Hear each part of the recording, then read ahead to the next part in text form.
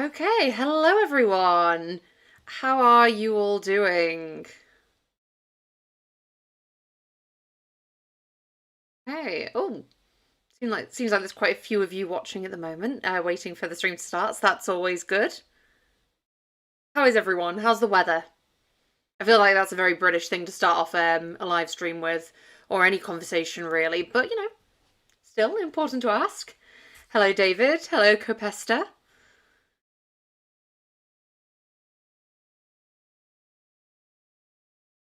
Hello, Prince. John. Yeah, it's afternoon here. It's 3 p.m. Hello, Space.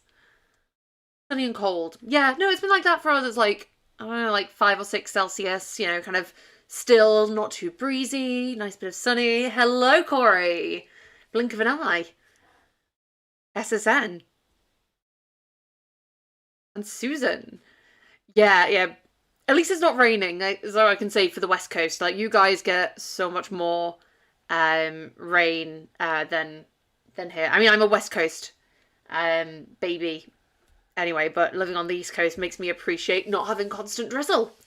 Good morning, Morana, Anne, and William. Okay, so I guess I don't really need to wait for everyone to arrive. You're already here. So last session we were we've kind of been working on this cozy mystery. As you can see, I've populated the codex and put in some pictures for more of the characters. Would any of you like to see them in large scale? Yeah, that's always fun. I've actually used up my mid-journey allowance making all of these guys, which is kind of tragic, actually. I didn't think I would reach my mid-journey monthly allowance. So, um,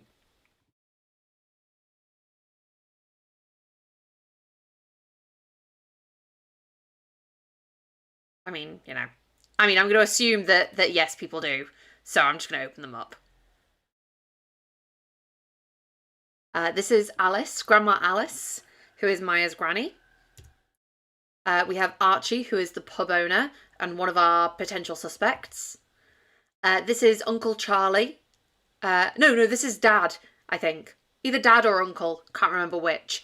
Who I think it might be the dad who likes to wear bright coloured t-shirts since retiring.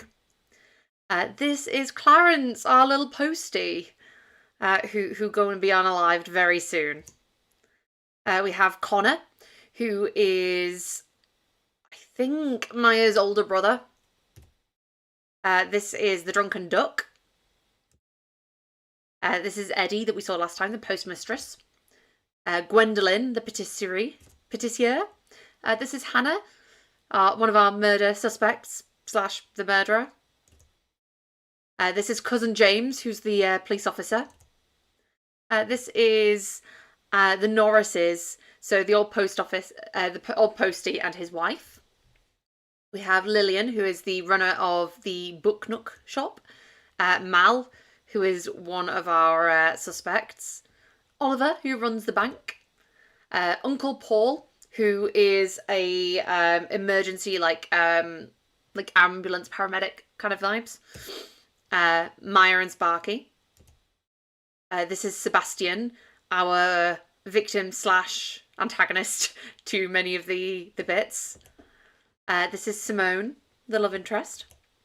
We have Sophie, who is a cousin, and she works on the emergency response phone lines, like 999, 911, that kind of stuff. And then, of course, we've got the Sparky that was generated for us on a previous stream. I think that's it. Okay, so last session, we used chat to help us populate the codex for our cozy mystery. We found out more about our protagonist Maya through chatting to her, using the prompt there, and we began plotting the novel a little bit, kind of thinking about what we wanted the murdered weapon to be, our potential suspects, all that kind of stuff, like all the background stuff that really allows us to get into the nitty-gritty of making our cozy mystery. The document for this, the Notion, should be pinned already, and there's a kind of accompanying blog post on general plotting with AI. So you can have them both up while we're doing this, just kind of read along. Again, I've prepared some bits. left some bits for me to do in the stream. I'm looking to have your input again because it's always, you know, very fun. And yeah, so this session, we're going to take a brain dump / like synopsis, kind of like just a general like word fart, and make a basic plot outline of it. We're then going to brainstorm subplots and integrate them into the story, and I'll show you how I do that. We're going to flesh out the scene summaries where needed to kind of ensure that we've actually got enough content in. And then we're going to try and make a prompt that helps generate detailed scene beats from the summary. I've used GPT Turbo for most of this, mainly out of convenience because it's just always the top prompt or top option on the system prompts, and so it's kind of just like, rather than me having to kind of manually remember these things, I'll take the hit. So what we already have. So at the end of the last session, we had...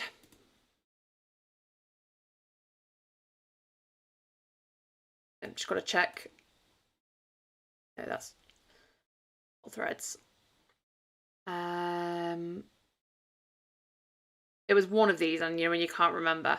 Okay, so yeah, so we'd begun kind of looking at kind of the interviewing all the different suspects and working out who our true kind of villain was, in quotation marks, and then doing that we asked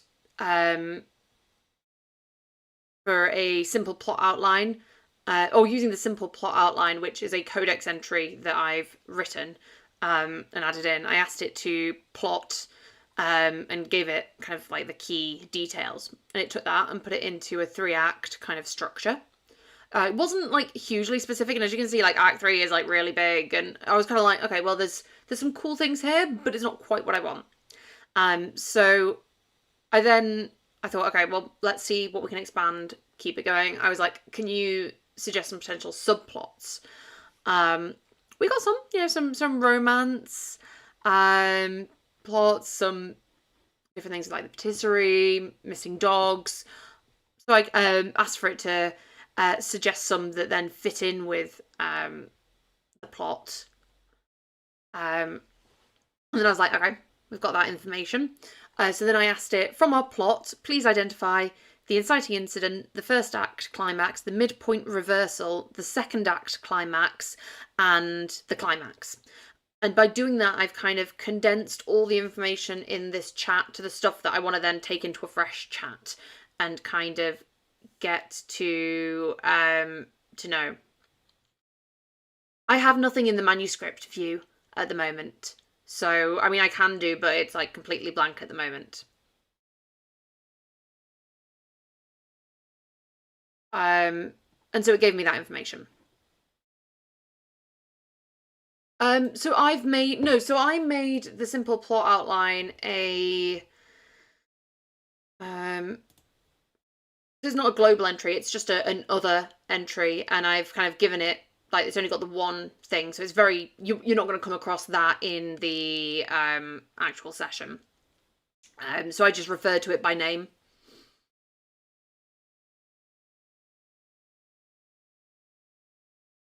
Oh, YouTube manuscript. Space. Can one of you guys sort that out? Because I have no idea how to turn on the manuscript. I think like, as far as I'm aware, the scene settings are the same as they were before. So, if Space could sort that out, that would be amazing. So where was I? So yeah, so we have those information. So I've popped that there. And then I made from that a Kate kind of like edits. So I've kind of added a few things in, just to kind of give us some direction.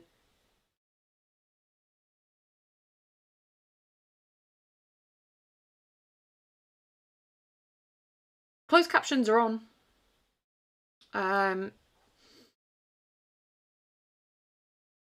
So I've included Maya begins to look for clues that link Clarence and Sebastian, but each trail goes cold. It seemed that everyone knew that Clarence was allergic to peanuts, so there are plenty of suspects. I've also added here that there's the possibility for some kind of threatening letter, because I was kind of like, what's the incentive there for this to,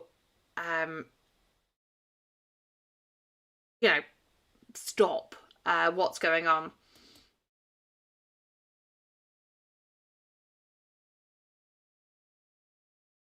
And then I added some subplot ideas based on the chat that you saw earlier.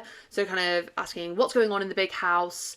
Like so there's like a big manor house that I originally had thought was like a hotel, but then I was like, okay, well, what if before it's a hotel, it's like an abandoned manor house and nothing's happened to it yet. And so there's kind of bidding going on and like protests and all that kind of stuff. So I was like, okay, well, we'll take that and then have that as part of the plot line within this. So perhaps one of the other murder suspects was going to be a bidder on it, that kind of thing. And then also an animal rescue subplot where Maya is working at the rescue that the new vet has set up in Glenford. So that was kind of like where I got up to with this.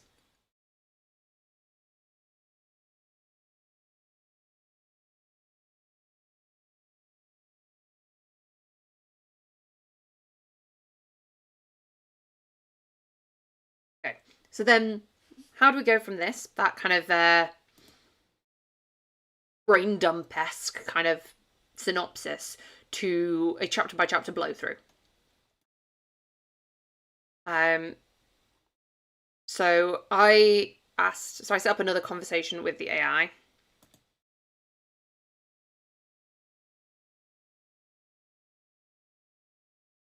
Below is a brain dump of the story for a cozy mystery novel. I included all that information. And then I was like, please use the detailed plot template, which is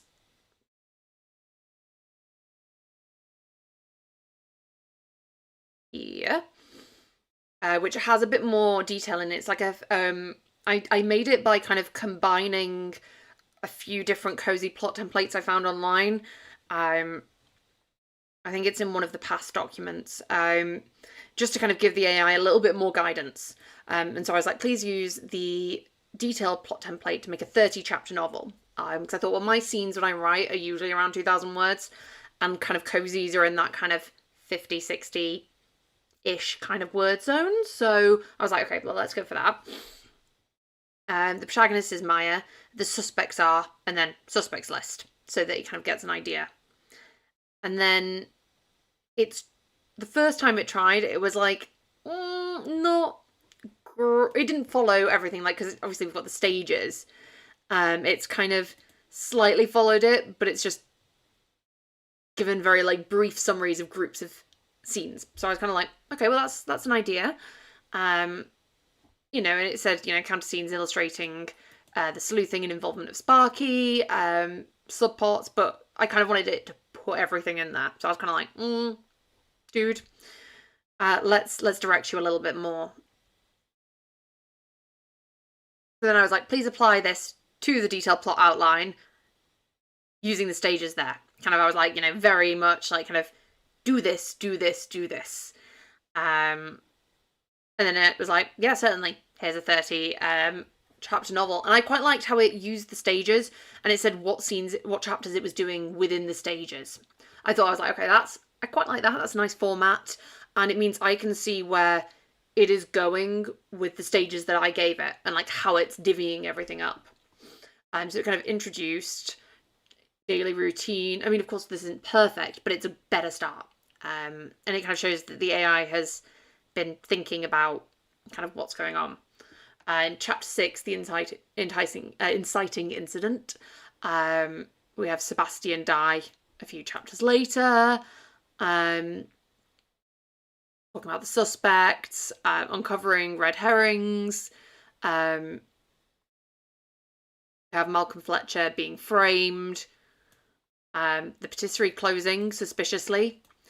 Maya is receiving a threatening letter laced with peanut dust.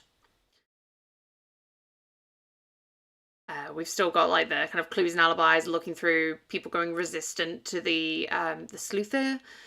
All is lost, where she's getting the pressure from her family to like kind of, you know, settle down. These are just like accidents, dude. And then like the clue leading to the killer, return to the ordinary world. So I was like, okay, that's a good start.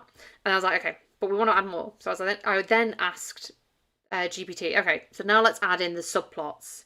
Here are my 2 subplots. So Maya helping Simone out with the animal rescue. Simone is new to the town.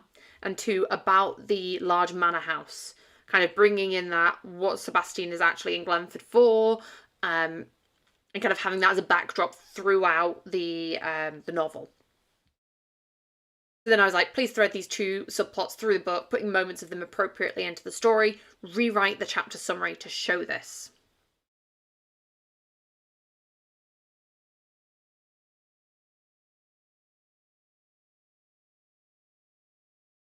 It's kind of got little bits of this in now. It's kind of, you know, showing Simone, her interactions with Clarence, again, Simone and the animal rescue, showing tensions about the manor's future.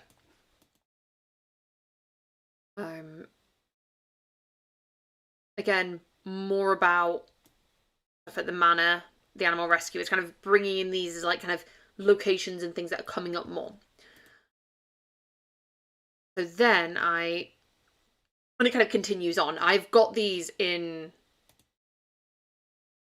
here and here. So you can read these all in your kind of free time if you want. But then I was like, okay, so we've got that. And then I wanted it to format in the way that Novelcrafters, so if you go into the plan interface and you create from outline, I wanted it to represent this so that I could just copy and paste it into the create from outline interface if I wanted to. So I was like, okay, so rewrite the outline in this format. And it did it. It was really good, actually. So where do we go from here? So at this point, you very easily could be like, okay, right, done, plot, great, chuck it in, get some beats banged out, start going. But, you know, this is also AI, and AI kind of like doesn't necessarily make all the connections you want it to, or you might have like a great idea for a scene in your head that it didn't put in, and so you want to add it in yourself, or you're like, okay, well, we don't need 2 scenes showing Maya's daily life at the beginning, like, we really need to have this first murder happen a bit quicker. Things like that. And so at this point, we want to kind of go in ourselves and actually start writing. So I've begun fixing, and I thought maybe together we could kind of like look through this and kind of work and improve the plot, and get it so that we've got kind of a decent enough kind of sentence or 2 about each chapter that we can then go forward from that, kind of expand it a bit more and see what we can do with the beats. What do you guys think about that?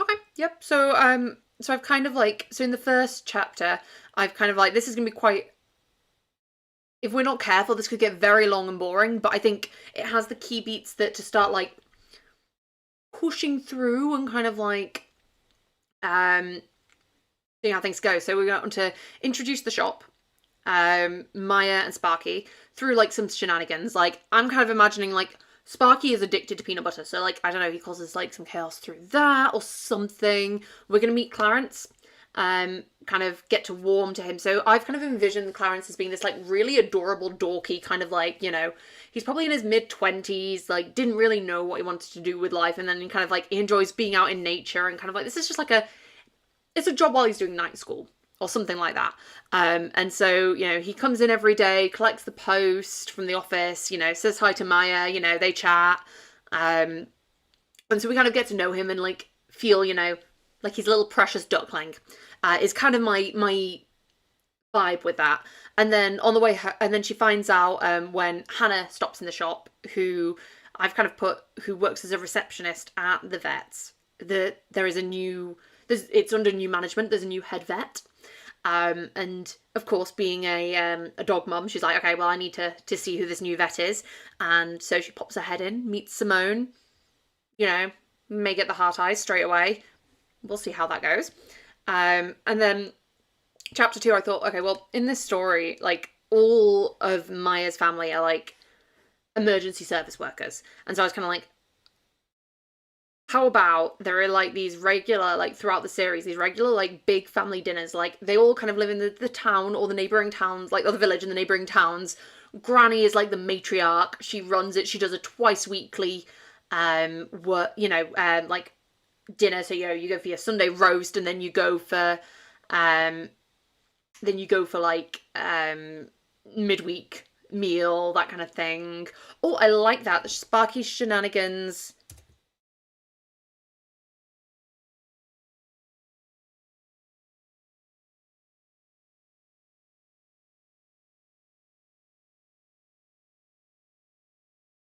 I'm just going to put that in italics so I can work out where to put that within the beat in a moment. When you put a beat into the story, how much did the AI see before and after? So I mean, I'll show that after, but it all depends on what you stick in the prompting. So I'll give you an example when we get to the beats bit. So I thought, big family dinners, see, they kind of all like chat, bounce off ideas. It's how Maya gets information, because it's kind of like, because anything that happens in the town, the entire family kind of already knows about, because it's like they're working with it. So I thought, okay, these are good ways. And then I was also like, okay, well, how can we like up the tension? I was like, okay, well, I love the idea of Granny being this like big, like kind of like, she was like a 60s hippie like protester, and she goes to all the protests about the sale of the big manor house. But what if she also has a lot of spare rooms in her cottage, and Sebastian, the realtor or estate buyer, is actually staying at her house, and this was before she knew who he was. So she kind of like rented it out, and then she's like, she can't kick him out just because he's like buying property, but it causes a lot of tension. So I'm just like imagining this awkward moment where he like walks through this family dinner and then goes up, and kind of, it also means there's like more of that kind of, why should Maya care about this mystery? So I was kind of adding in that, and then the family dinners will keep kind of passing through. And then there's a chapter of tensions growing. Sparky goes into Gwendolyn's patisserie. So again, introducing some of the suspects. She's making a new peanut-based treat for an upcoming competition, kind of like starting to put in the threads. And then conflict, we've got attending the protest. And Maya sees a heated argument between Sebastian and Malcolm. We don't know why, but then it's, again, seeing suspects, seeing things build up, kind of giving the reader, like, hints that something's going to happen. Attending the pub after the protests, some more kind of conflict. And then, finally, chapter 6, kind of, we have the inciting incident where Clarence dies in front of Maya. There's a bit of a time skip, and we learn what the cause of the death was, and that the case is kind of supposedly closed, but Maya is kind of like, she was there, it's like really affected her, and so she's kind of like, she it just feels a bit off for her. So that's kind of like so like her point of no return is, rather than it being kind of like like someone has pulled the rug out from her, but she's making that kind of conscious choice, like, actually, like, I'm kind of, this was, this is a small village, they probably went to school together, they're probably like, if not, they're definitely friendly, but they're probably friends, like, they'll see each other at the pub quiz every Tuesday night, and, and that kind of thing. So this is personal for her.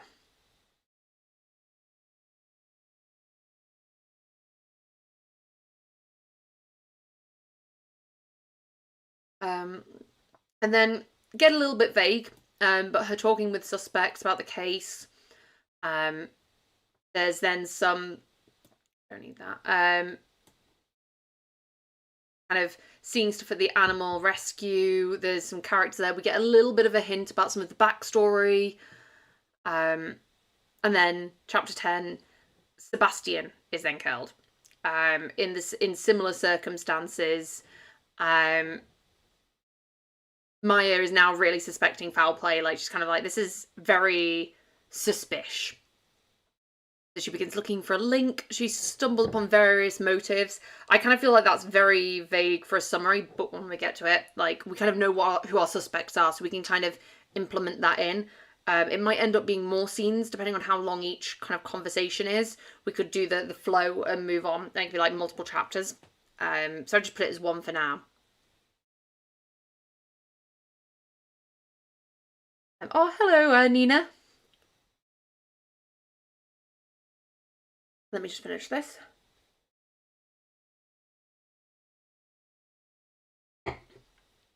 Okay, so yeah, another meeting about the manor. Oh, Maya sneaking into Sebastian's room. Because I thought, well, if he's renting at Granny's, then that kind of makes it very easy for her to sneak in. Like, you know, during a family dinner, she just goes up and has a look. You know, kind of like, that's another, like, it makes it so it's less bad than her breaking into a house for her very first sleuthing. There's more meetings about the manor.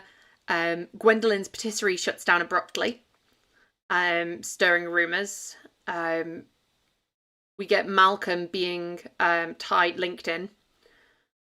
There's, because I'm kind of thinking that maybe like Malcolm was the old like caretaker for the manor, and like with it getting bought, maybe like he's been kicked out of a job and stuff, like, or like one of his main incomes. That's kind of my thoughts. I've got a chapter here which is blank, so if anyone can kind of identify any gaps, that's great. Like, you know, Kate editing is like human editing, so it can be a collaborative work. So he has his arrest. We learn that Gwendolyn's patisserie shutting down, actually, she's been away at competitions, and that's her alibi. She's kind of not been able to share it, because she's technically signed an NDA, but she is, like, imagine the Bake Off professionals or something like that. She's kind of been in that, and she's like won some money now, and she wants, like, her family want to buy the manor and kind of like save it and make it into a hotel, and we kind of find out about that and learn that Gwendolyn couldn't have done it because she was doing all this for the competition that she couldn't talk about before. And that kind of ties into why she was making new bakes earlier.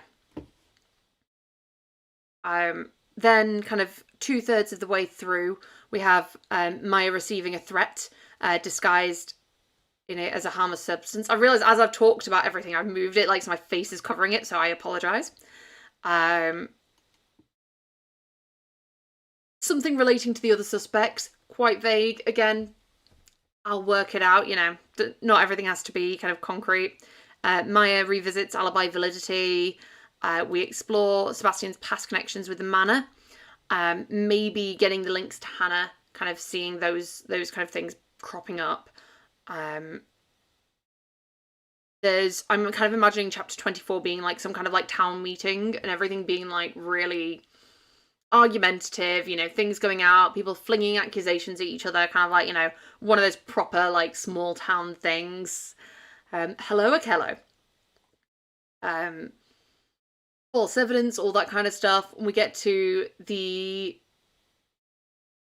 So yes, at the point of chapter 26, Maya begins to suspect that Clarence's murder was unintentional and that the true target was Sebastian. And kind of like, as these goes on, she's kind of like, okay, well, if that's the case, I've kind of got this theory that everyone knew that Sebastian was allergic to peanuts. Like, this will have been something that, like, at village fetes, you know, like, because it's a really severe allergy. So, like, the pub probably doesn't sell nuts. The village fetes or bake sales, people don't bring anything with them. Like, I'm imagining when Gwendolyn was doing the peanut related cake, she was in a separate section, you know, that kind of thing. And so it's like, okay, actually, the question isn't who knew that they were both allergic to peanuts.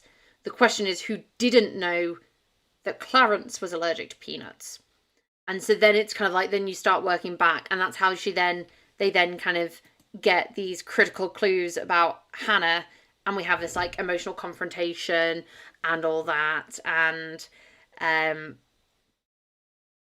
of the conclusion, and like, you know, Hannah is very, I kind of imagine that because Hannah didn't, like, you know, Hannah probably likes Clarence, like, you know, she's seen him, we'll probably see them interact in chapter 1, like, she likes him, he's a nice guy, and so she probably feels like really bad throughout this, and so it's kind of like really like, yeah, like she's kind of like, I think, very relieved to confess, and kind of goes willingly, and you know, tells the police and everything.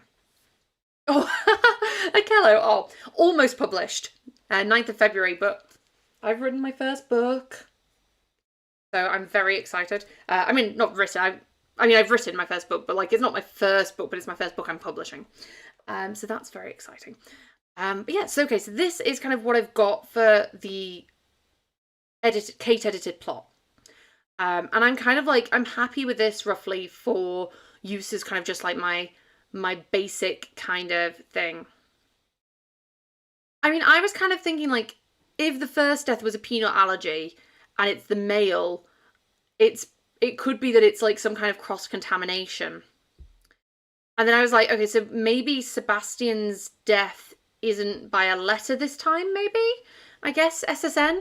So that would be something worth considering. But yeah, I guess maybe Sebastian's death occurs in a way that's different enough that it doesn't look like they're linked. Maybe, I guess maybe it's in like, what if it's in like a mixed up order? Like, he gets some cakes delivered and there like happens to be like a mix up with an order, or there's, I quite like that actually, because that would then like lead into Gwendolyn, or it could be a pub order or something like that.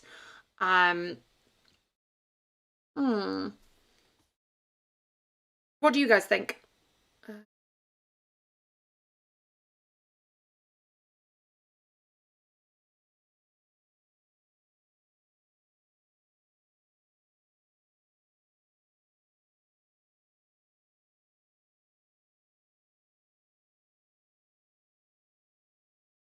I guess also like maybe if Hannah ordered some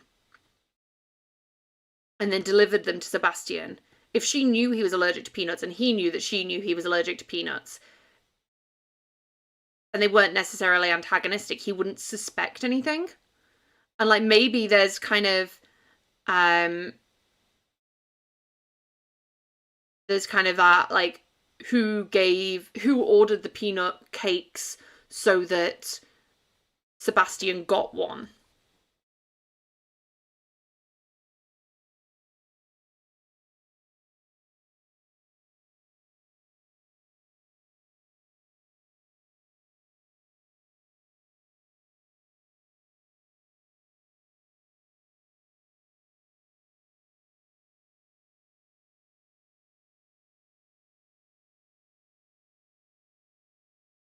So yeah, okay, so that, and then she gives Maya the order book. Yeah, so I kind of thought that the shop originally, like, kind of like, Gwendolyn isn't there anyway because she's at the thing, but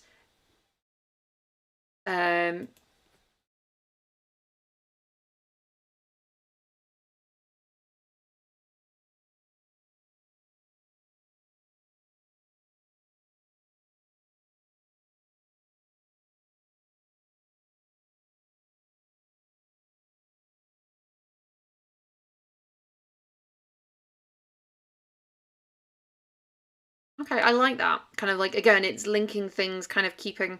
I've kind of seen throughout all this, I've got some mention of Malcolm, I've got Archie and Gwendolyn, but I've not really got any mention of Judith, who was one of the suspects. She might get brought in, but like at this point, I kind of feel like there's enough going on that she's a bit redundant. And so I might just like delete her. We'll see how it goes, but I'm not like attached to her. I want to get some more. I feel like we need more links for Malcolm to be suspicious and some more links for Archie. Because I've got Archie being at the vets at one point, so we kind of see some interactions. And if we learn that Sebastian is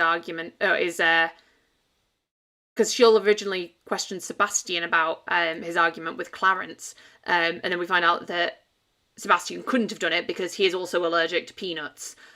So he couldn't set up something like that. So technically, Archie, who is also at the animal shelter, Simone and Hannah all hear that. So it's like a reason that she would then perhaps suspect Archie.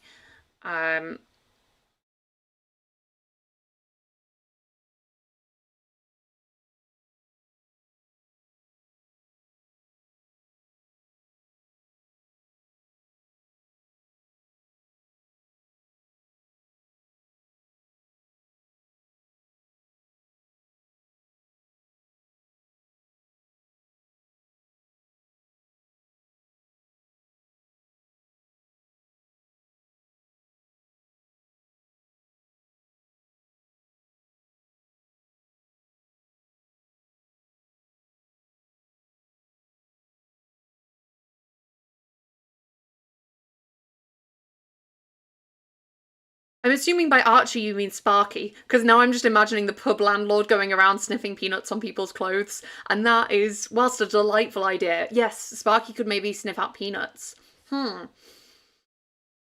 Maybe Malcolm then.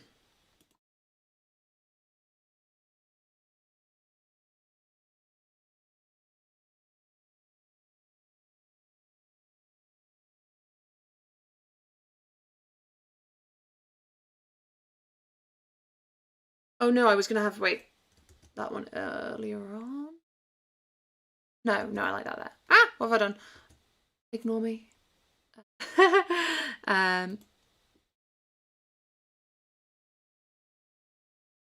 there. But no, I like that idea that Sparky sniffs out some peanut butter or like peanut related stuff.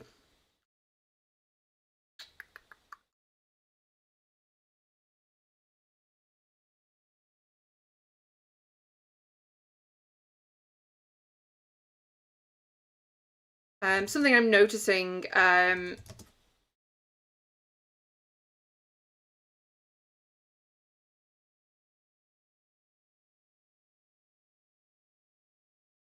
deal with it. So I'm kind of thinking that like seeing this is like makes me realize that okay, in my chapter summaries I'm not being specific enough in people. Like kind of with AI you need to kind of avoid pronouns and speak in like just names, because otherwise it'll mix people up. But I'm happy with this. I think this is kind of like a good place to start. So what I'm going to do now is take this and I'm going to import it into the plan interface. Oh my god, a special doggy dance. He's like a sniffer dog, but in reverse. Instead of freezing when he sees something, he goes crazy.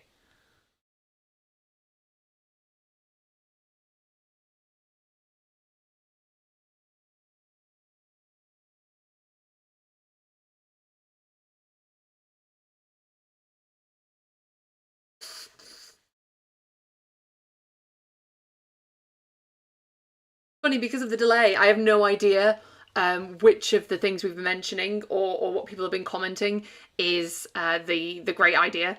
Yeah, so create from outline. So because we've already put all of this into kind of the format, I can basically just go zoop, paste. And then what I'm going to do is then you can preview it, see everything here. What I want to do is put this into arbitrary acts. So this isn't like 3-act structure or anything like that. I'm just doing every 5 chapters I am sticking in another act, and that means that it's easier, like if you need to add or remove chapters or move them around, it just kind of makes things a little bit more convenient. So this is purely for kind of ease of use.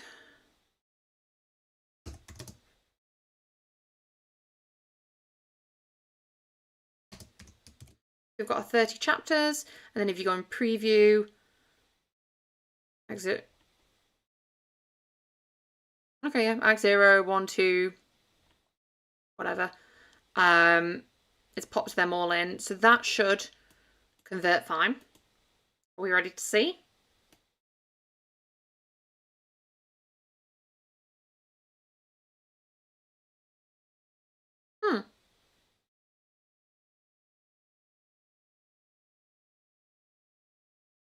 Oh, of course, because everything is appended to the end of the... Yeah, it's because we already technically had an act, so that's why the 0. So that's fine. Everything is good. Okay, so now we have this. Well, so as another thing, so you could... So like here has like chapter 1, new arrivals, and that kind of stuff. You can name your chapters if you want to, and that's how you would do that. But I didn't particularly care to do that. Because I don't usually name my chapters. But if you want to like something for reference, all that kind of stuff, you could do that. Okay, so now what I'm going to do, or try and do, is do some brainstorming with the AI, see what it says. I'll use the general purpose prompt. Let's go on. But now we've got the stuff, it'll work. So I'm going to go context, full novel outline. I'm going to select general purpose prompt, Mistral medium. What am I going to ask it?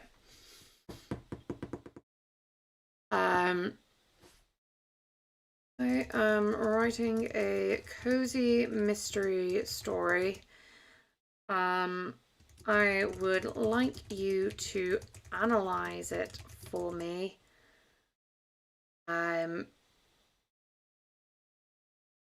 Identifying any plot holes, missed opportunities, or weaknesses.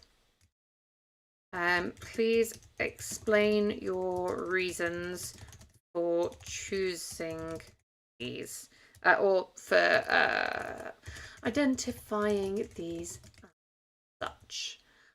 Use the detailed plot outline for guidance if needed. Let me just put that in here.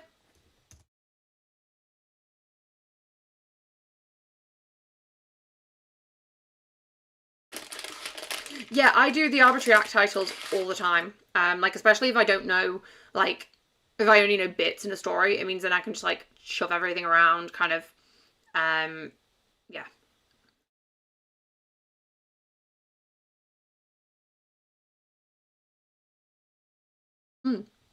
Okay, so,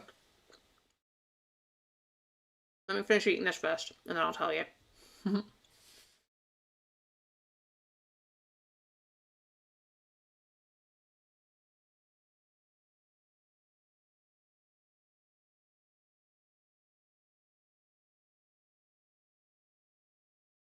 So what I'm going to do, open up a snippet.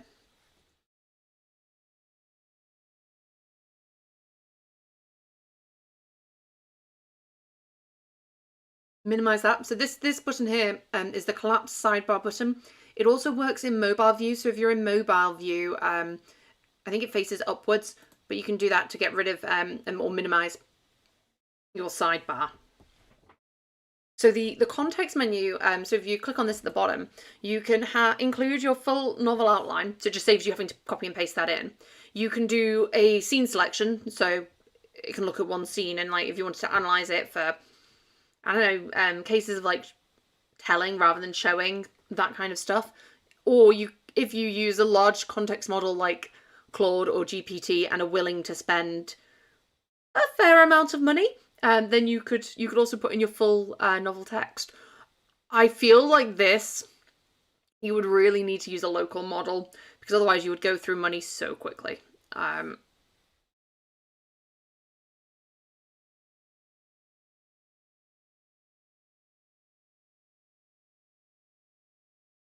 Oh, okay. Oh, that's good to know. So yeah, the scene selection will include additions on codex entries as well.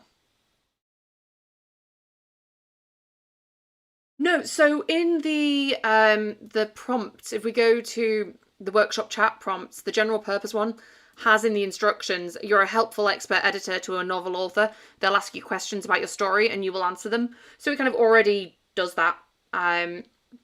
Like sometimes if I'm like for character interrogation, you're a leading psychologist. So it's already like baked in, so you don't have to each time tell it to do stuff. Okay, let's see what it says. So lack of initial motivation for Maya.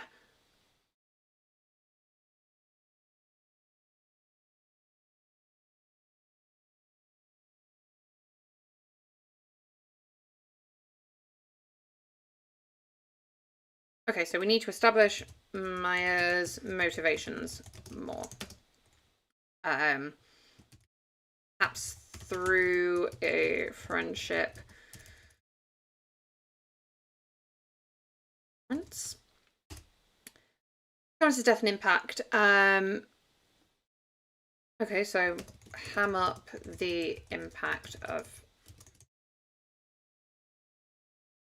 I agree with that. That's a fair.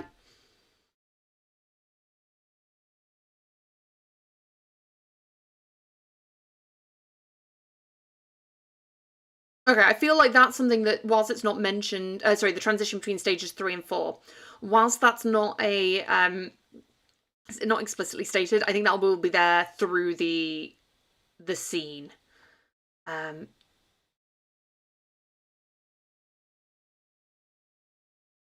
Oh, let me check.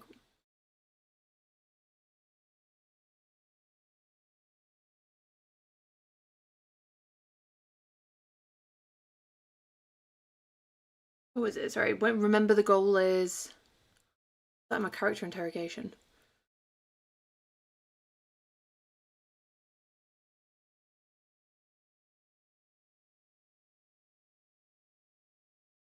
I'm not sure, but if you go into the default prompts, it'll be there.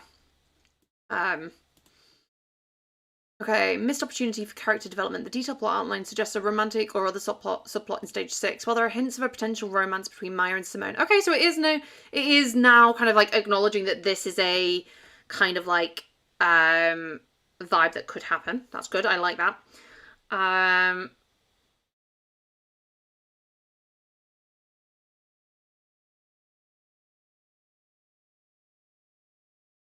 kind of thought through Maya's getting closer to Simone, it's kind of also meaning that she spends more time around Hannah. Oh, remember the goal is to create a compelling and engaging story that resonates with your readers. Good luck. Villain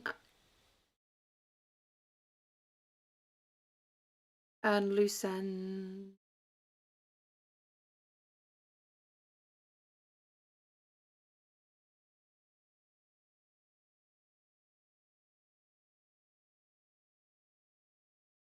Okay, so now what I'm going to do is that is true. I forgot about that. So the SSN has just said about the use of emotional reasoning. The older postal worker and wife thinking they accidentally killed Clarence from baking could be a trigger for her to get involved.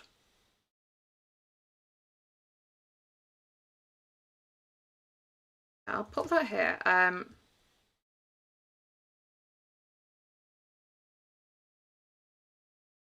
need to work out the I need to work out the geography of this town and like how many people live near each other. Baking.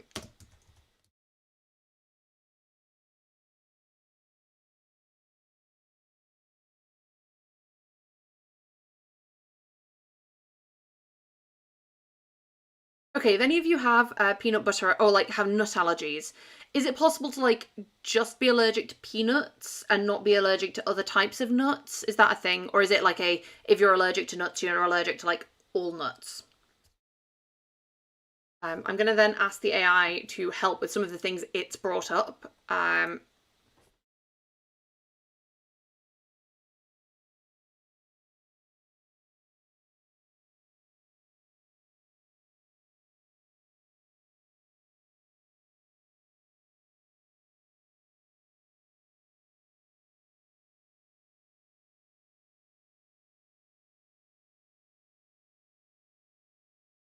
Okay, so maybe Clarence is just allergic to peanuts, and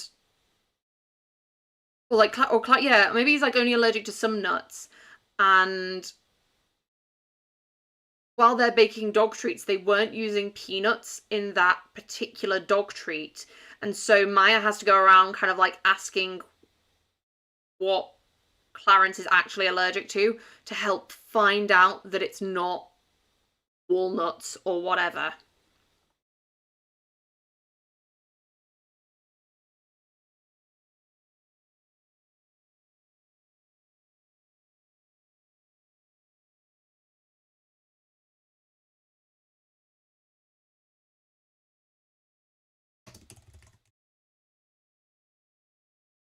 Those members of the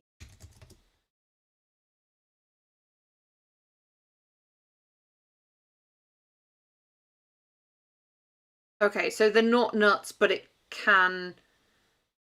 So he could. So they might. And I guess like if you unless you know medically, like because I didn't know, like I guess it would be very easy to assume that a lot of the town just don't put nuts in things because they're afraid because they know how badly allergic he is to peanuts, and so it kind of ties in. Maybe this was a day that Clarence wasn't meant to work as well. Like Clarence took over the shift of someone else, and so it was like super bad luck that he was on this day.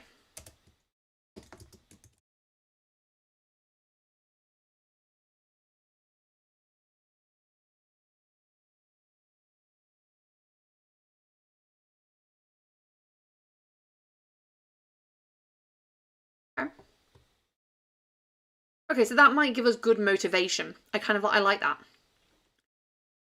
So we'll see what else the AI comes up with. But I do like that as a good way of her starting to go around. How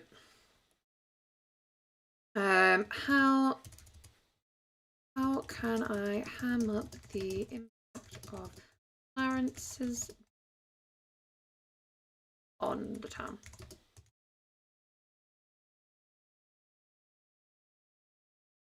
That is a good idea.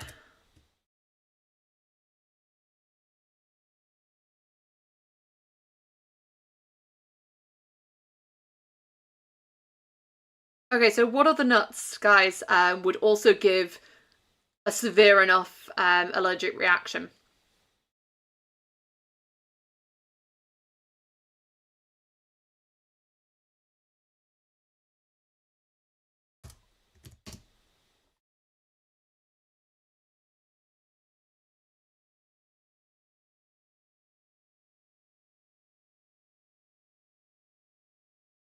I'm kind of imagining now Maya going to Simone asking these questions and Simone being like, I trained in like vet school, like I know about like dog allergies, but not that much about human allergies.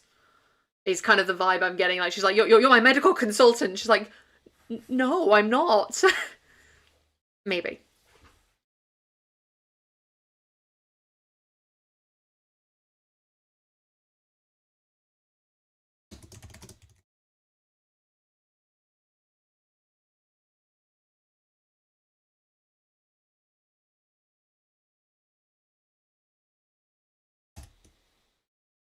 Um so ham up is like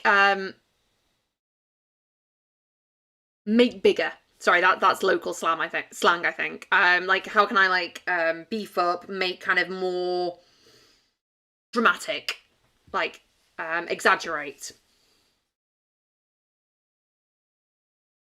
Thank God the AI knows. Yeah, it's a British term, I guess. I didn't. Again, you kind of say things and like you don't think of them being. Okay. Okay, I do like that. Okay, so maybe.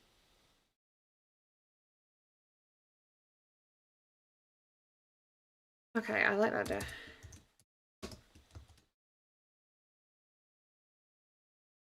During the family dinner, Maya's adventures with I don't know, like a metal detector or a magnifying glass come up in relation to someone stealing or someone eating the last slice of cake. It was Dad. Oh, okay, so that, yeah, I used to do theatre, so that will be, yeah, where I've probably caught the term from.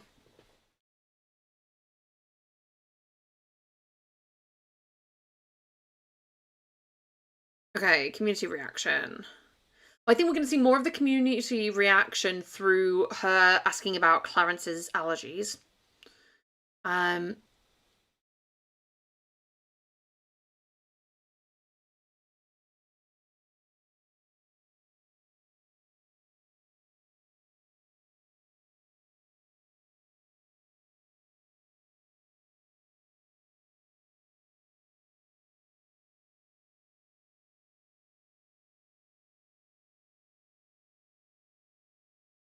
hard to like. I was kind of like, oh, all these emotional things, and then I'm like,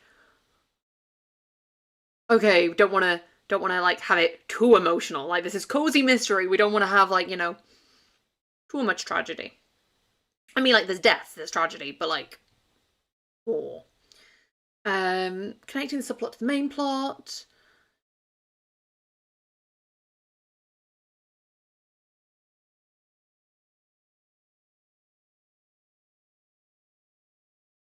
Okay, well that would come in a later book.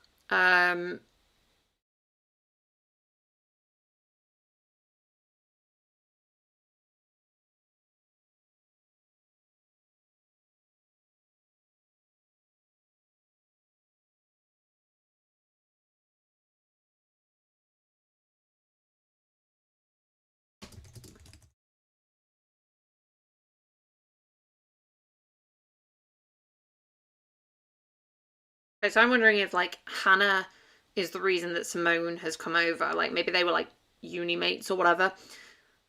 Um, and so Simone might have an idea that Hannah and Sebastian know each other, or like, and because they were both in the rescue, like maybe there's something there. We can mull that over. Okay, trapping hat. Uh,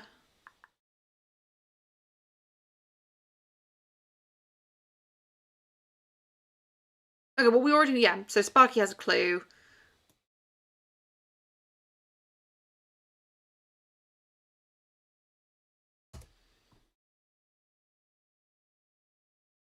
Yeah, emotional breakdown.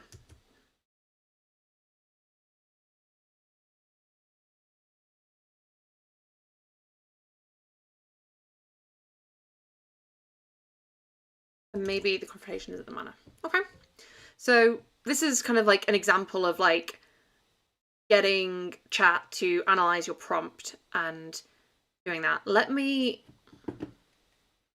have a look on another tab. I'm going to go to Open Router Activity, and I'm going to see how much that cost. And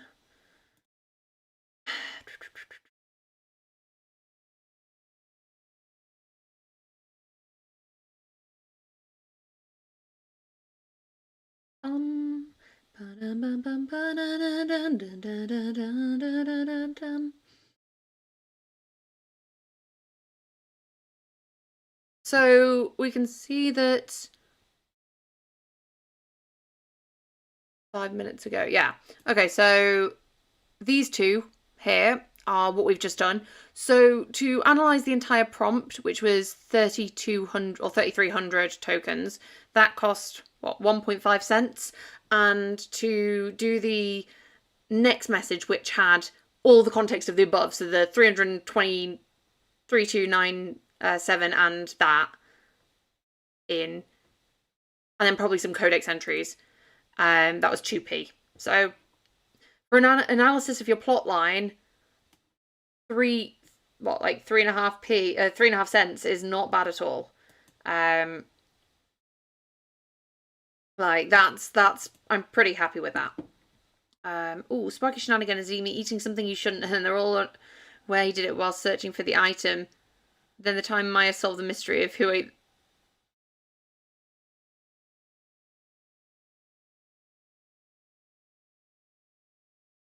Well, Sparky's the one that ate the last cake slice. I mean, almost certainly.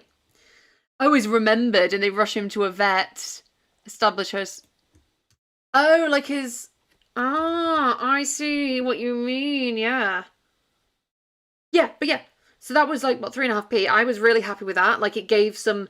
I feel like as well sometimes like the advice you get from AI is very contradictory, but I feel like that was actually stuff that when I thought about it, I was like, yeah, no, that makes sense as to it being missing in the story. You know. So I'm happy with that.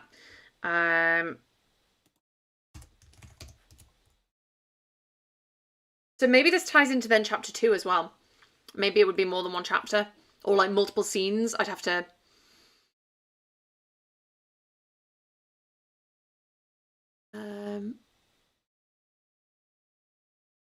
Okay, so top.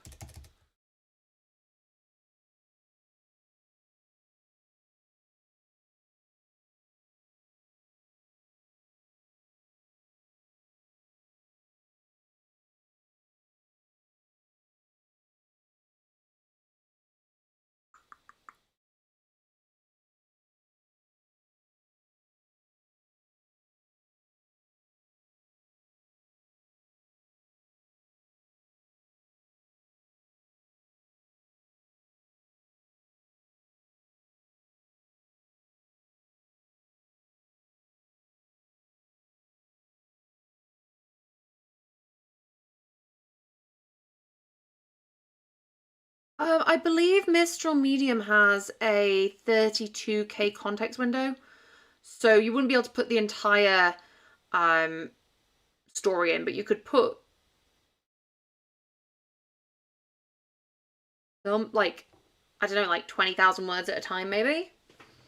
I guess like you'd have to do that by like importing 20,000 words of your story into like a new doc and like just have it all in one chapter and get it to, or like put it all in one chapter scene and get it to read it. Maybe that would be my workaround anyway. Okay, it's 4 o'clock, so that's a good timing. Analyze for that. There was some other bits I was going to do. I might just do. I'll show you a couple of other analysis things that I was going to do, and then we can work on the expanding into beats and stuff, because I know people were really keen on that. So, because Mistral was doing 90. So the prompt is, I'm writing a cozy mystery. Please give me 15 essential plot points that must be in a cozy mystery.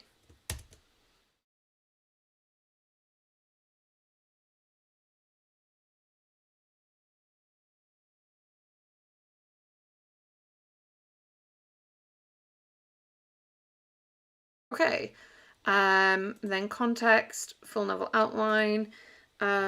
Bearing these in mind, please analyze the plot summary. Are there any plot points?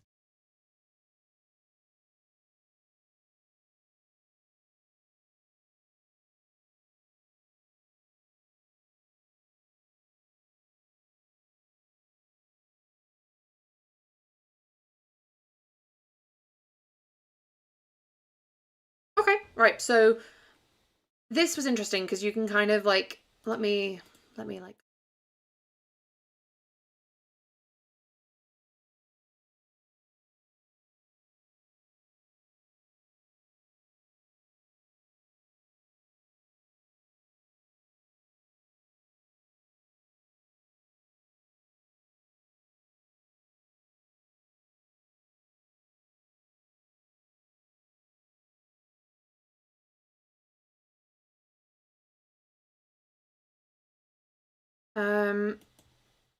plot summary. Okay, so it's saying that the mid-story twist might need some more work. The confrontation, the face-off. Okay, so the confrontation and face-off with the killer are the kind of same thing. So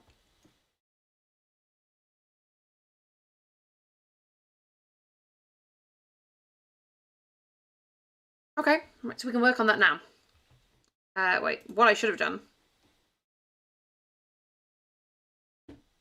is taken that and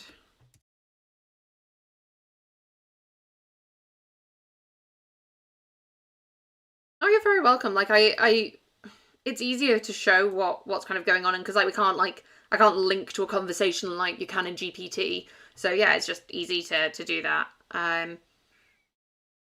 Okay, so I mean that was kind of basically covering those analysis bits. So, but yeah, so you could do likewise if you had a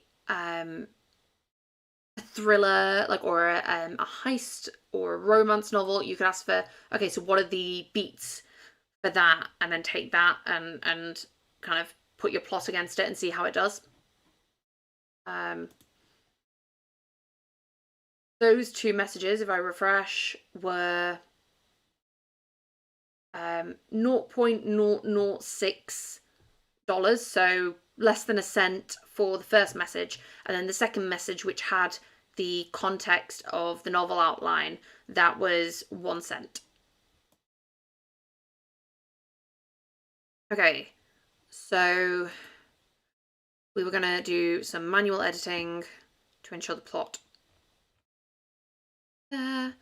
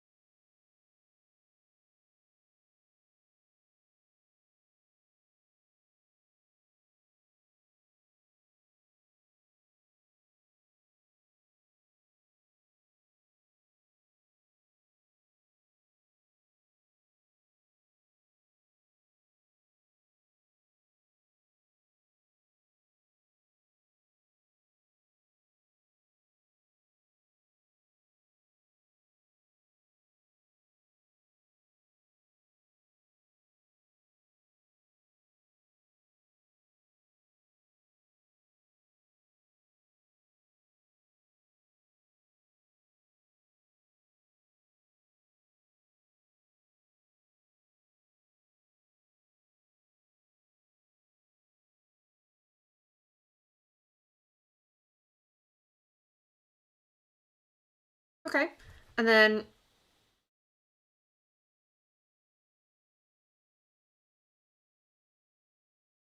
let's go with the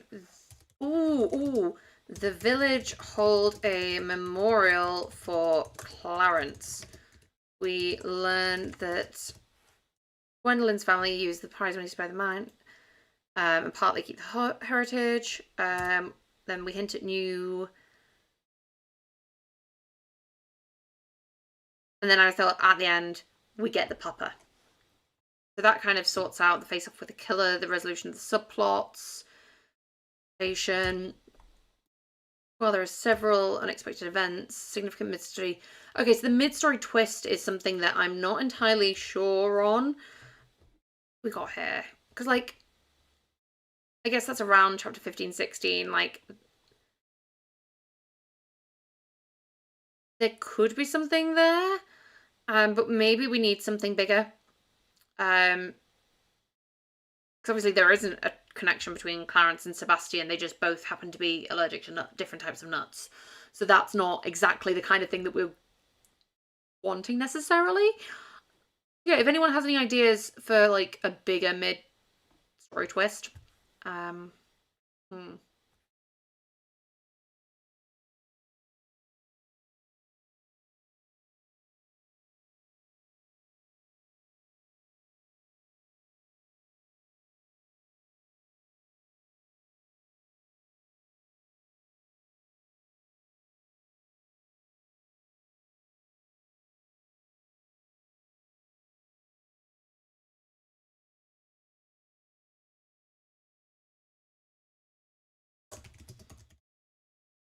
Um, Maya talks with the neighbours who are horrified about the death. They're blaming themselves. They were making walnut cake. Maya promises to find out the extent. The butler. Find out the extent of the allergies. Clarence has no family living in Glenford, so she can't just call up and ask. There you go. His family don't live there anymore. She doesn't have any contact details, so she therefore has to talk to the suspects. Gwen and Archie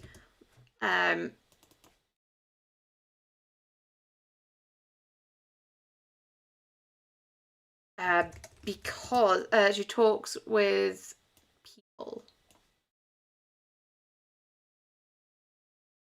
So Gwendolyn and Archie especially, because they deal with food that Clarence eats a lot. Some kind of interaction with Simone.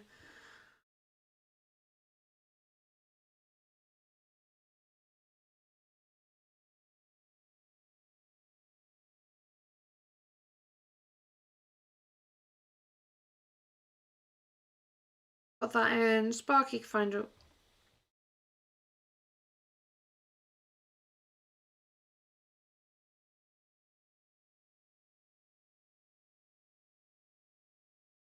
We find a letter addressed to Sebastian in a bush blown by the wind, and it has Hannah's handwriting on.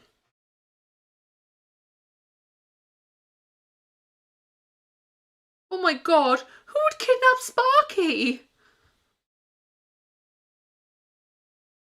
Although that's tragic. I can definitely see that happening in a future case, like the dogs just don't like the murderer. I feel like maybe in this story, Hannah is too, like, not likable, but like too unaggressive. Like I feel like her case is very much like a desperation murderer rather than a cold-blooded killer. But we'll see. The AI might decide, yep, hates them. Or maybe Sparky doesn't like someone else. Like Sparky has never liked Mal. Mal is like not a dog person.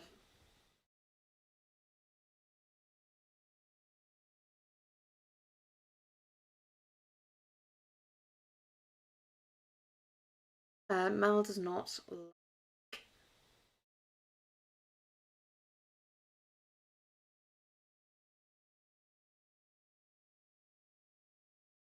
Okay. I don't think he's been in town long enough for secret lovers, but one night stand before his like connection with buying the manor came out could work. Um,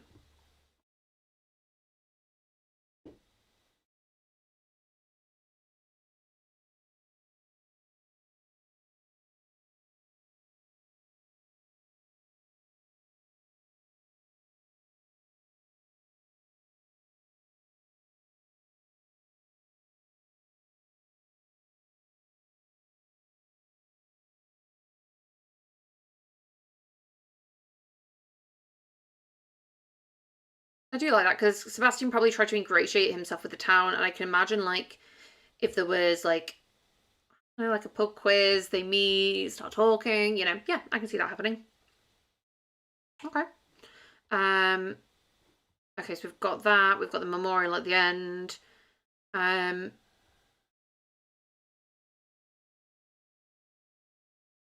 We learn about how she came to be in.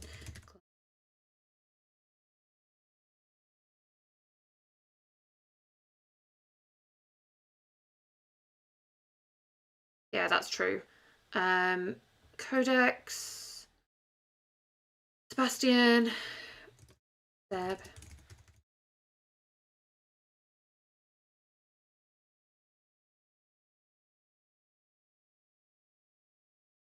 Okay, I believe we've covered everything there. Okay, so we've got a vaguely sorted plan. Like, I'm happy enough with it, and I don't want to do too much more at this stage because I know that I'll end up changing stuff later. So I feel like this is a good kind of like, okay, let's pause. And then the next stage, I was going to. So what I'd initially attempt or thought of covering in this live was to take a 1-sentence summary and expand it into like a couple of paragraphs and then convert it into beats. However, I do testing before the lives and it kind of went a bit interesting. So my first attempt was, so why are we doing this? So if we try to get the AI to write beats from just like a really vague summary, it can deviate from like what you've envisioned in your head, or it might like do 12 really detailed beats about like stuff that would be described in a sentence, and you're like, okay, well I've got beats for like 3 seconds of time. I was kind of hoping for a full conversation. So I kind of thought, okay, well if we get the AI, get AI to expand the summary and then work on that and then get the beats from that, we kind of can build it up. I've developed a prompt that expands on the beats a little bit more. No promises, but we're going to give it the best shot. So prompt 1 was please expand the below summary to give enough detail for someone to write 3,000 to 4,000 words of prose. Add in more actions and sections to the chapter. You're not limited by only the text here.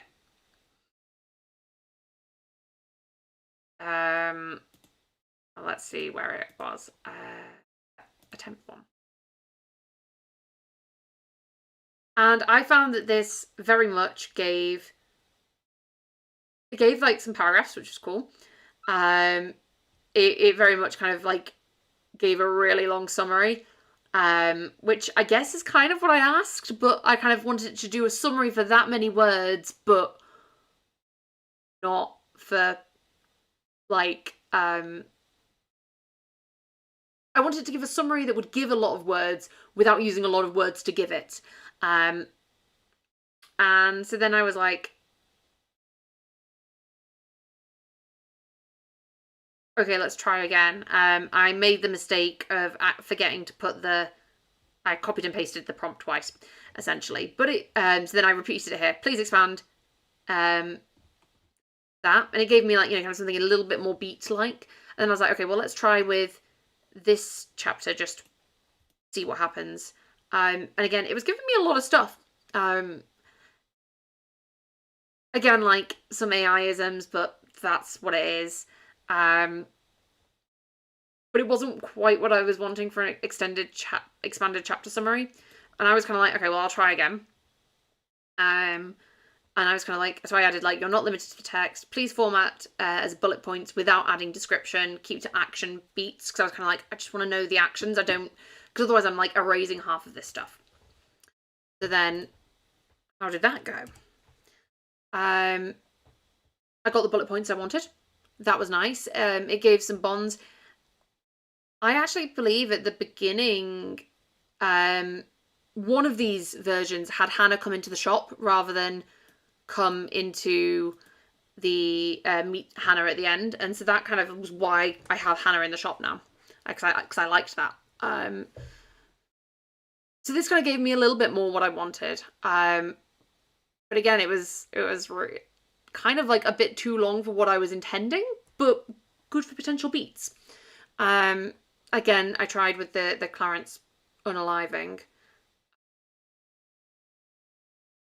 and it gave some good like steps. So this kind of like, I was kind of like, okay, well, maybe this is some beat, a bit more like a beat prompt than what I was originally intending. So spoiler. Yeah, these kind of go super detailed. But, you know, they were directing me well. So then I tried, please expand the below chapter summary to be 3 paragraphs long. I was like, you know, okay, well, let's try and really narrow it down. And then it gave me 3 paragraphs of kind of prose. And I was like, okay, this is not the best way to go. I'm glad I tested this all out in advance. This is not what we need to do for, for that. So, yeah, like with chapter by chapter plot, it's important when generating summaries or beats, you take the time to remove anything you don't want or that contradicts other information. So, okay, so yeah, this was, so I think, like, most, like, me certainly, but I think a lot of us going into writing with AI from a traditional writing standpoint, beats aren't something that we naturally think about when we're writing. We have, you know, like, we think of, like, what we want to happen next, but we don't think of that way of structuring it and, like, structuring out a chapter. Like, even though you might know what happens, even planners don't necessarily write a plan for each set of 300-400 words, and so it's kind of like another skill to grasp. And I think that's, I'm learning to grasp that for a human writing is a different skill than then condensing it for an AI to understand. And so I think like this term of beats is really kind of like, it's frustrating because it's learning another skill. It's like a separate skill to learning to write with AI.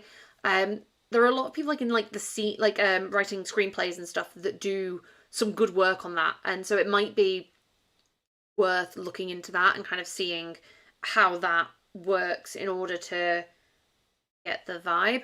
But yeah, it's kind of like a bit, you know.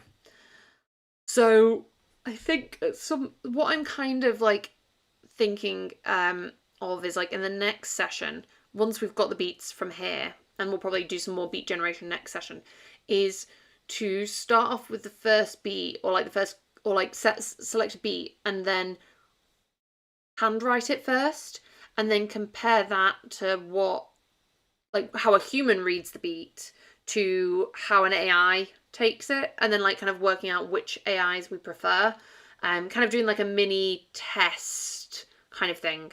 I don't know whether that'll be next stream or the stream after, but that was kind of my thought. Like, if we compare it to what a human would write, it gives us an idea. Because when I was working on fine-tuning, I found that the beats that I did, or like, so when I was making stuff for fine-tuning, I wrote some beats, and then it turned out like the kind of the prose that I ended up writing was probably about 250 words for a beat, and that was like Kate beats, Kate prose. And so I was kind of like, okay, I'm giving the AI a hard time. Like, if I'm writing 250 words and I feel that it summed up everything, then I can cut the AI a bit of slack. So yeah, we'll give that a go. Beats from summary. Yeah, so depending on how the above goes, we'll see if this is even needed. So what I'm thinking of doing then is we can take the plot, I think probably take, attempt to take that prompt and use that to write some beats, and then we can kind of edit them. So everyone has their own style of writing beats. It's kind of one of those really annoying things to say, but like I have a completely different way than Space or than Corey. Like Corey, when he does like really like structured kind of like as a director, kind of like motivations, location, kind of snapshots. Whereas I'm very much kind of and like Space is kind of like very like she micromanages in a way, and then like I'm kind of like a weird like pantsing method where I'll kind of like, if I'm writing myself, I'll like kind of pants a beat. So usually I don't prepare beats in advance. I'll like kind of write a beat as a response. So I'm currently trying to write beats in advance using this method that I've been developing for the cozies on my sequel, a book. And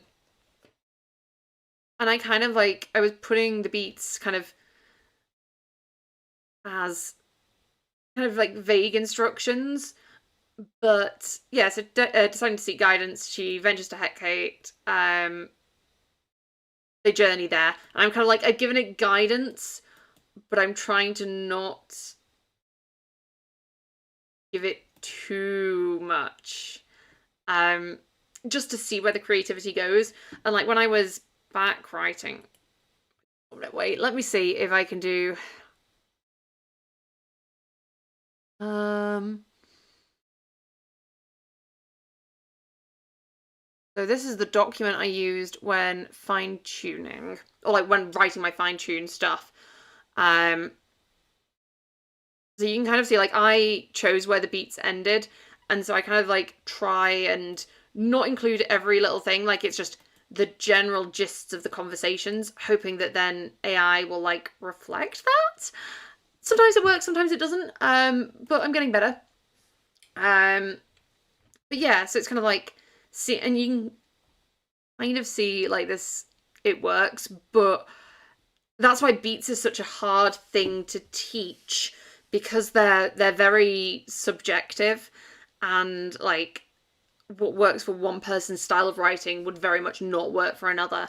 Like I kind of, yeah, like some beats I'll have very specific if I know.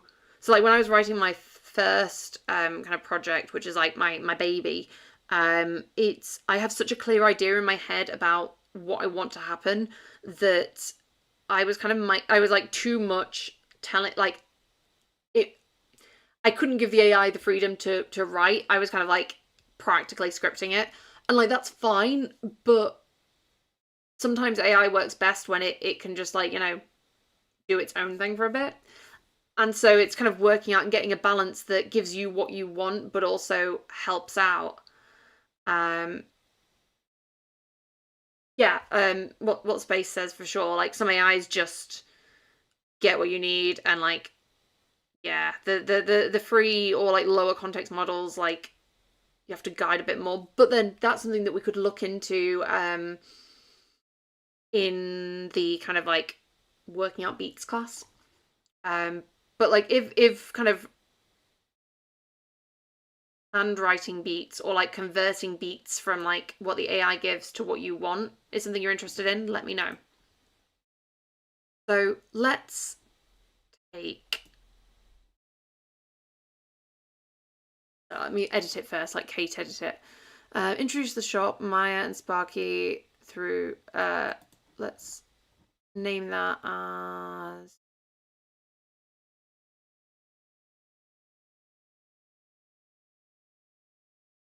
Maya and Sparky through shenanigans, through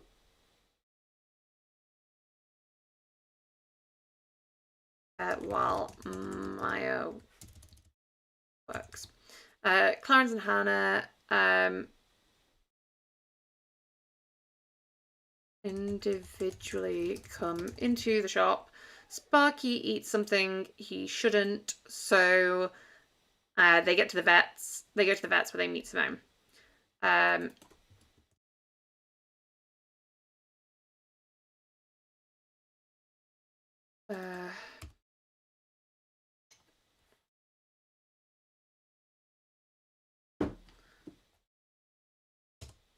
Okay, so then I'm going to take that, and then I have made, pre-made for this, we go on to prompts, an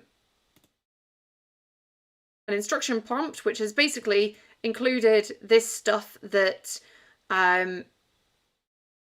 we had in the prompt there. So I'll copy and paste that for you all now, actually.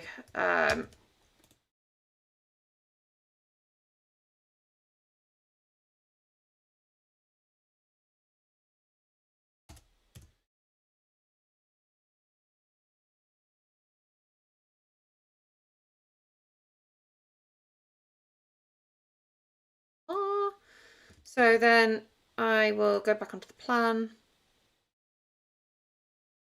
recopy that. Select AI. Beats from summary copy. Okay. Do I want to do this with GPT or Mistral? I'll just do it with GPT rather than having to add. So I'm just going to copy the chapter summary. Let's see how it does.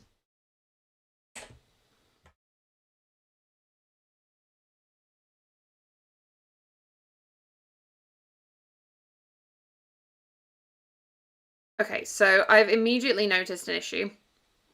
So I'm going to delete this conversation. And basically, I've not said what the point of view is, and that has really affected it. So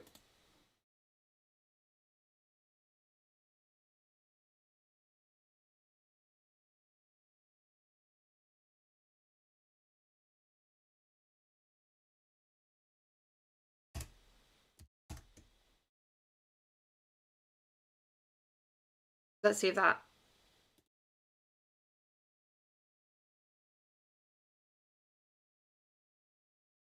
Oh, I'm glad it helped. Like, yeah, I'm glad you're. Oh my god. Right, and then again, this is me. This is me forgetting to change the prompt. So that is a Kate mistake.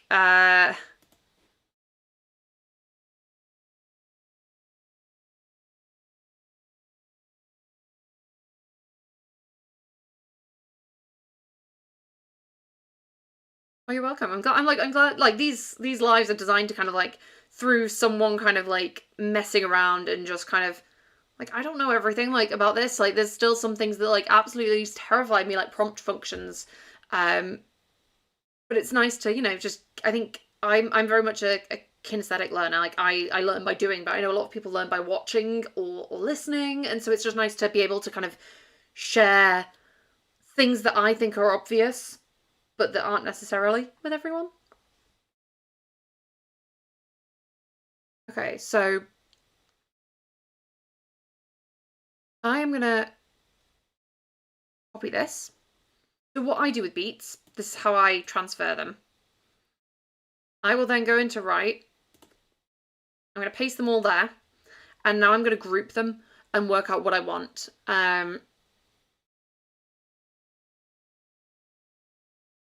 Like that feels like a good first beat. Um,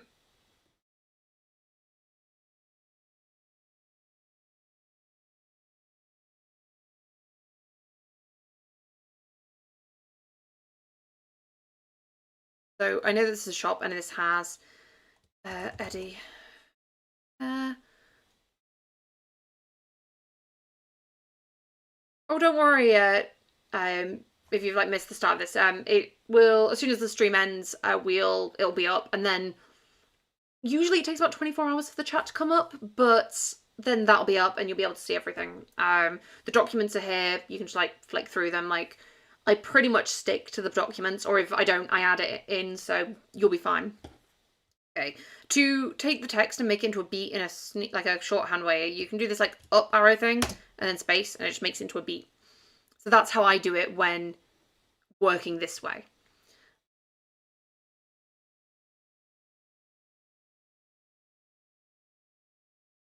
Okay.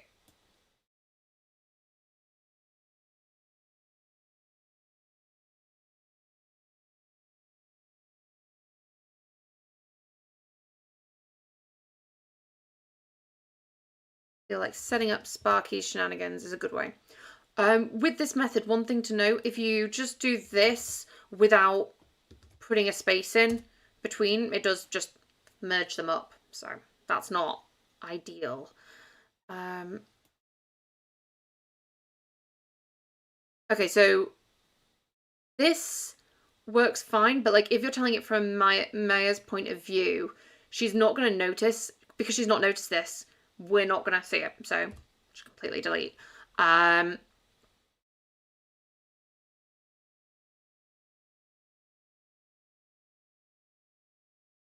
So Maya goes to greet Clarence, who has just entered the shop when she Lucky trying to steal some mail. She rushes to retrieve it, apologizing. Clarence, and then like they probably like. Okay, so it's had them talking. That's fine.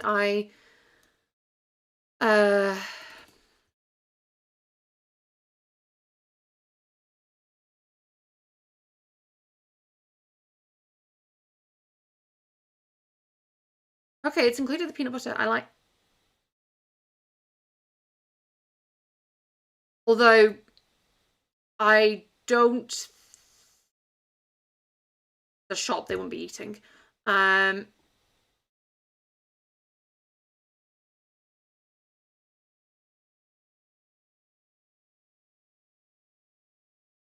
Oh, so I'm just pressing the. So it's shift and then the key next to shift, that up thing. I don't know what it's called. It's the button next to the shift key on the left-hand side of a UK Windows keyboard.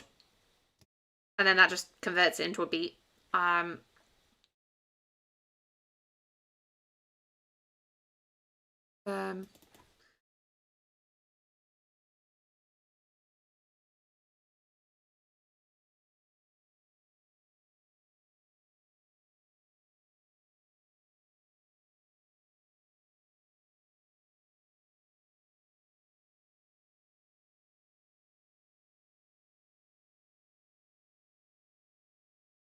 My god, it's got two. Oh, I suppose that's the. Can dogs eat honey? Vertical bar or pipe? Ah. Can dogs eat honey?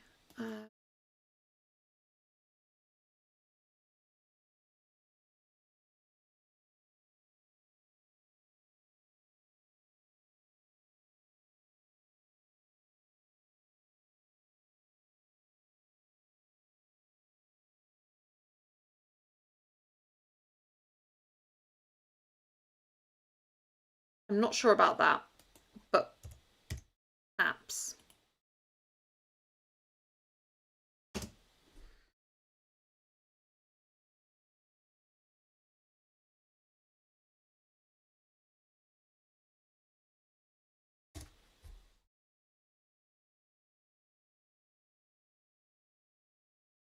Okay.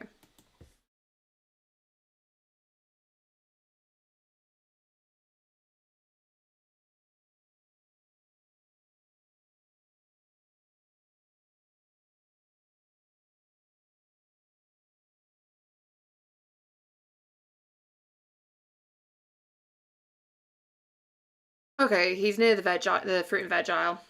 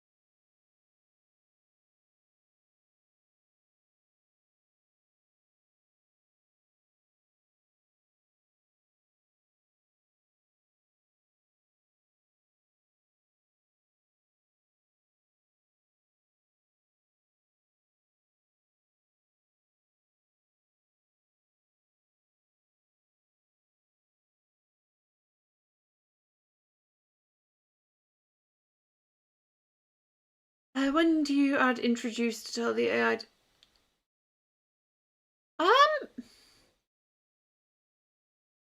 That is interesting. When would I add the introduce? So I guess here you've got the two characters meeting for the first time.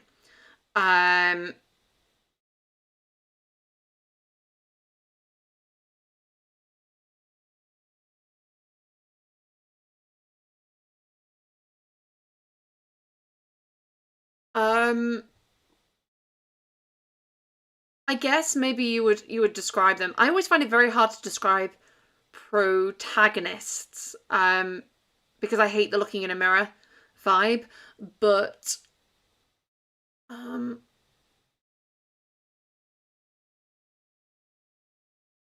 I would probably add it in myself. Like, if it's a physical description, and like, especially if it's like, you know, just a really short one, I would just add it in myself manually. Because I'd rather the AI be in the habit of not describing everyone every time they're mentioned.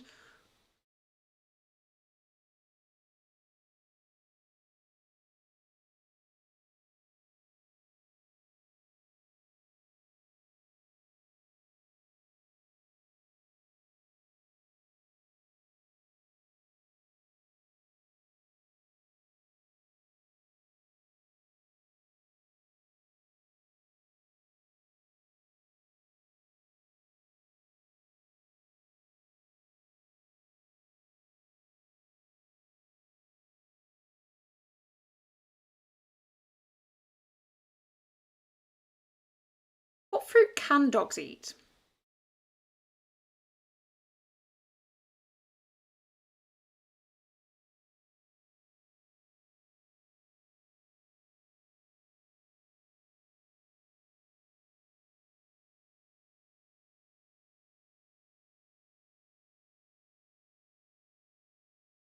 Okay, you had some strawberries.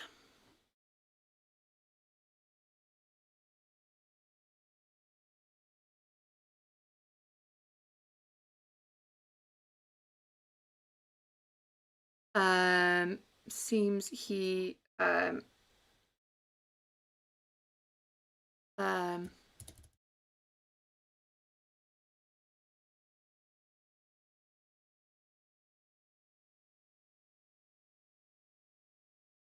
Okay, so Sparky's in no immediate danger. Eddie calls saying that the strawberries were raided, and so okay, they're like, okay, it's fine.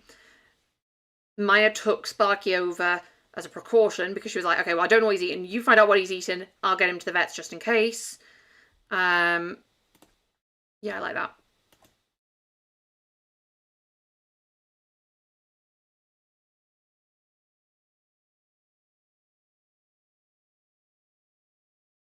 Okay, so these are the beats that I would do as I'm really as I'm going. So how many was that? That was 1, 2, 3, 4, 5, 6, 7, 8. So that's 8 beats that are fairly chunky. Like, they're not like huge, but they're like, you know, a decent paragraph. And I would like to get 300 to 400 words of prose from each of them. So what would that give me? Okay, well, I mean, if each of those gave me 300 words, that'd be a 2,400 word chapter. If it gave me 400, that would be a 3,000 word chapter. So that'd actually be, you know, they'd be fairly long. Like, I'd probably even split that in two for a cozy mystery because I feel like short chapters and keep it moving. Um, so that's how I would work on scene beats. I guess I could copy and paste them all in, I guess. In case you want to see, let's AI beats Kate edited. So while I'm copying these over, there's 15 minutes left. Do any of you have any questions about anything that we've covered in this session or in the previous sessions, or requests for what you want in future sessions? Like, I think this is a good point to be like, okay, let's consolidate. So ask away any questions you have.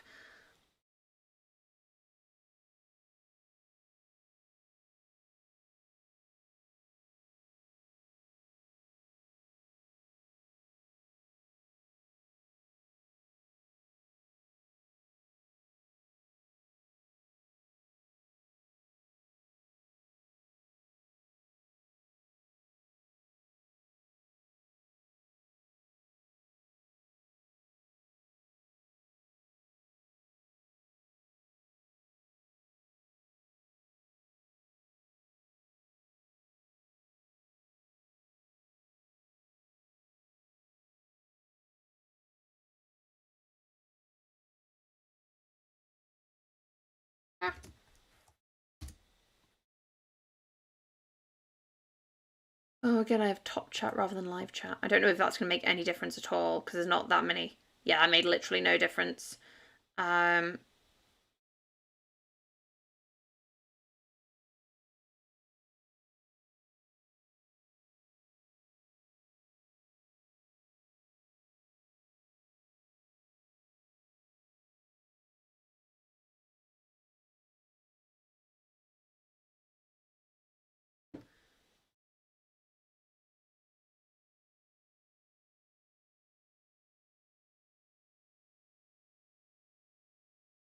Yeah, any questions?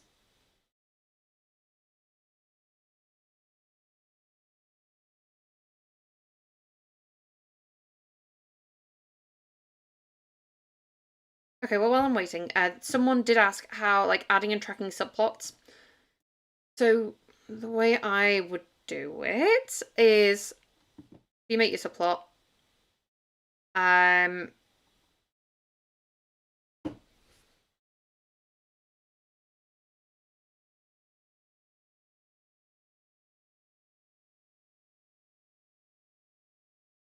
Okay, yeah. So I was okay, so question.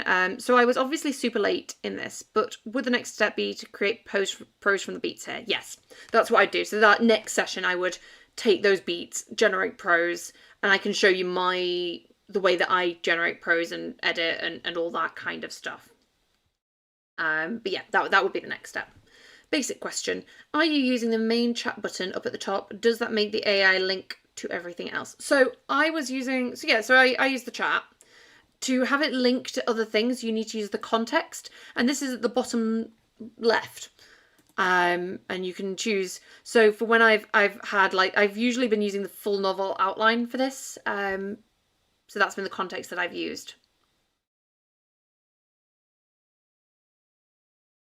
Oh my goodness, I hadn't even thought of that. You are, well, you know, that is a genius thought that really hadn't actually crossed my mind. So you know, serendipity, let's call it. Um, I'm still flashed. Um, I'm still flashed that it is completely enough just to feed the synopsis to the prompt. If you have some time left in the end, can you show this one more time? Oh yeah, sure. So I'll show the subplot, and then I'll do another summary to beats. So I was doing subplot. So Simone and my strangest friends to lovers. So I believe what you can do with this, if you go into Matrix view and then view custom. So I'm going to add in Maya's entry just because I know that she's in every chapter because she's the protagonist. And then I'm going to add in the subplot. And then I'm just going to add this in anytime I know that this is kind of happening. To be fair, actually, rather than adding Maya, I should have just added Simone. Because for definitely, anytime Simone is there, they probably won't talk much in that.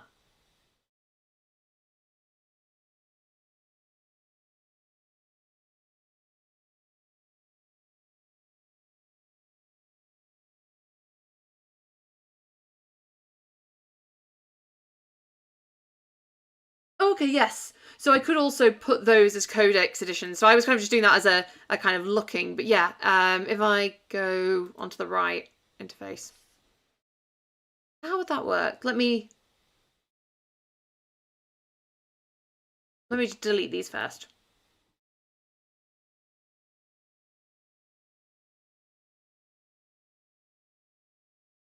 This basically is just tagging things.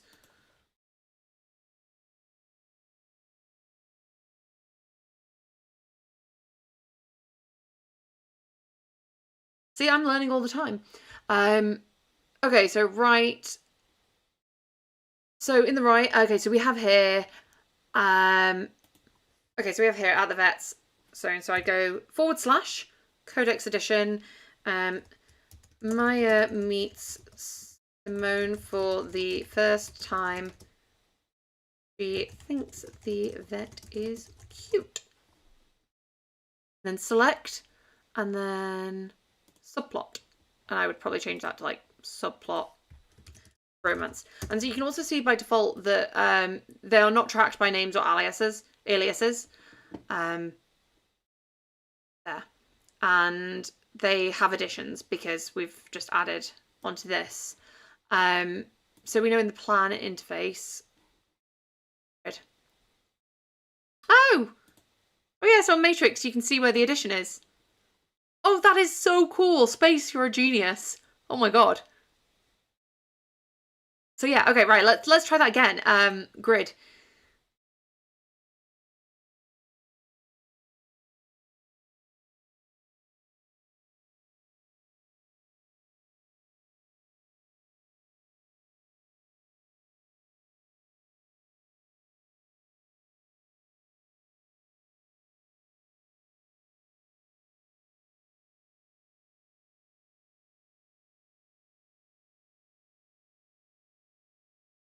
Someone in my...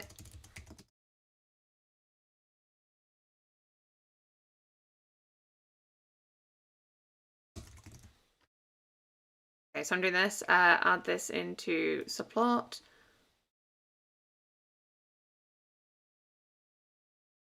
Oh, that's what you mean.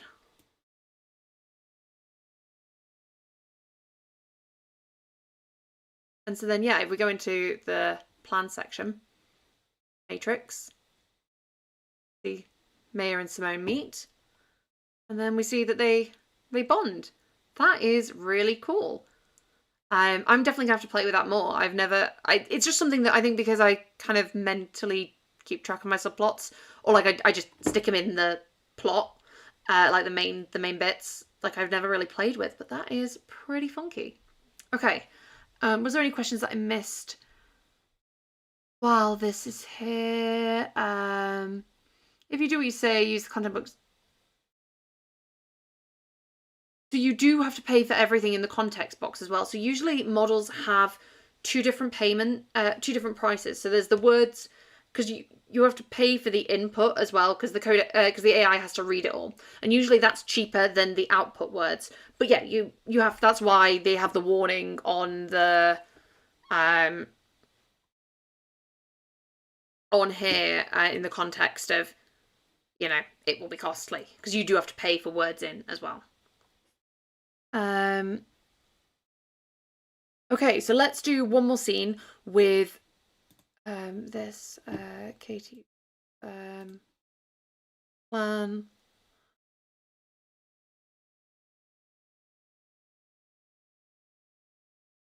I've also, if you know, family dinner is a codex entry in the lore because it happens all the time. And then I'm going to put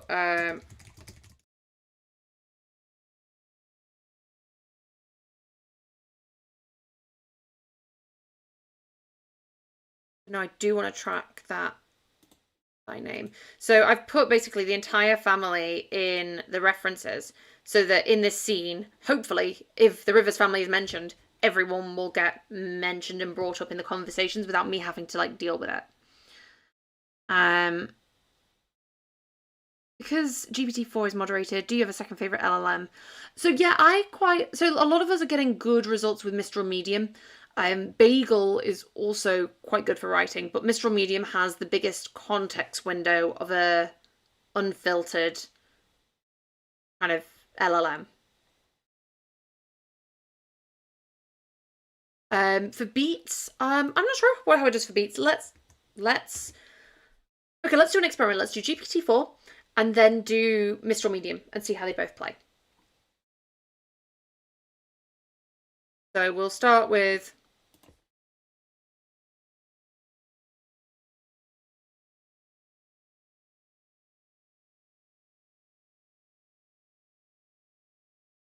so this is GPT.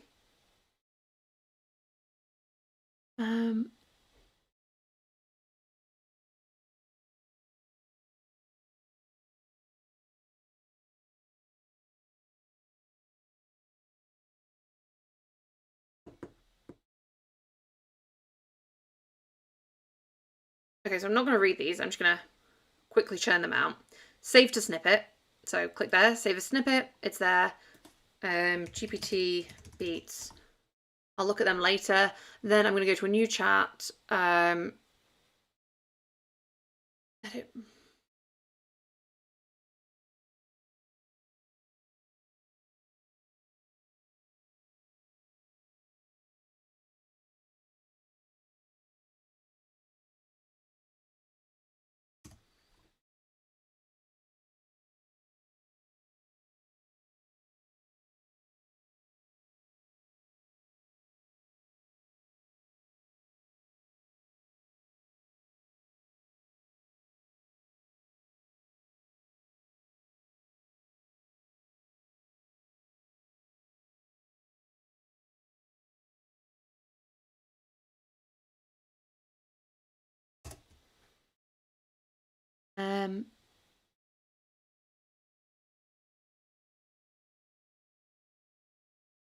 Oh yeah, sure, I'll save both versions to...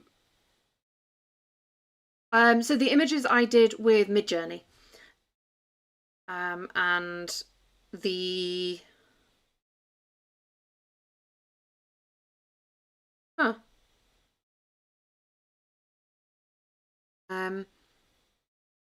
I will save to Notion when it...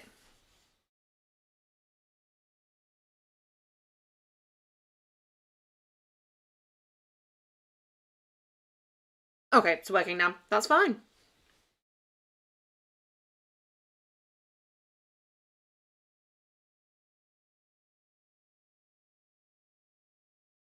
Okay, let's then go to snippets, GPT beats, pin, that. Okay, so Mayor arrives at Alice's house with Sparky, who greets each family member with affection. There, into the dining room. Alice announces her protests. Jim expresses concern. Maya offers to accompany. The flow of dinner. Room goes tense as Sebastian arrives.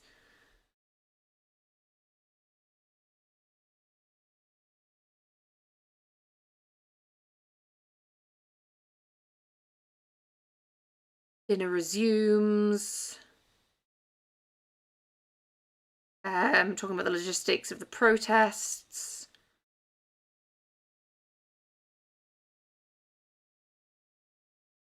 Okay.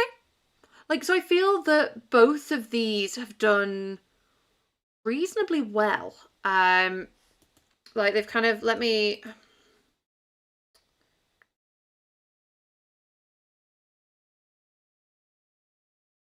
to what this be? Making the or mimic versus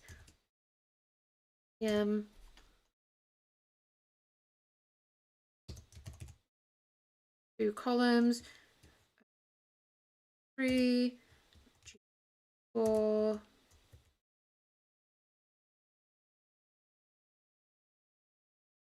and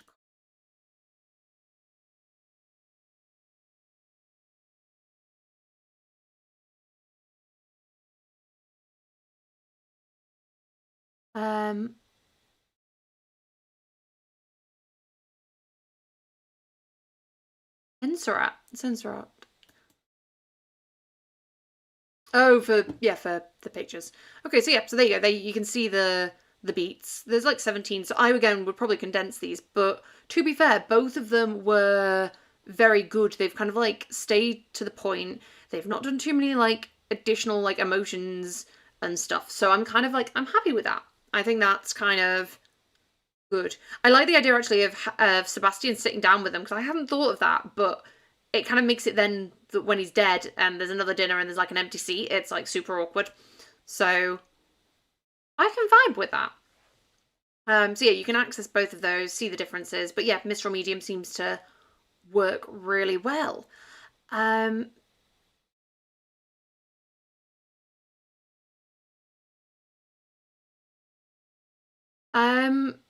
Mid-Journey. Oh my god, that would be an entire other video. I usually give art style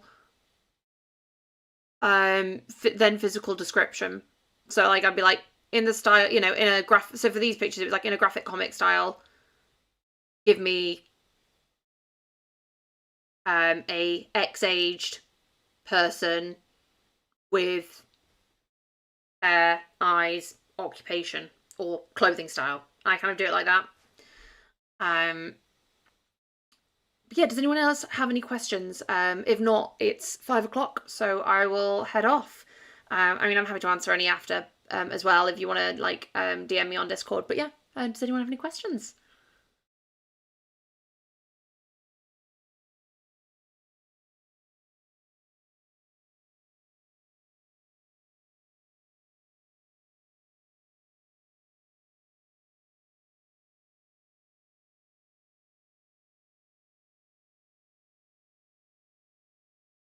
Oh, you're very welcome, Corey. I'm super excited to do more testing on your fine tune that you sent me as well, so that'll be great. Yeah, so the video will be available like straight away, so you'll be able to kind of go straight onto it, and then yeah, I'll try and put some timestamps on for this in the last video as well.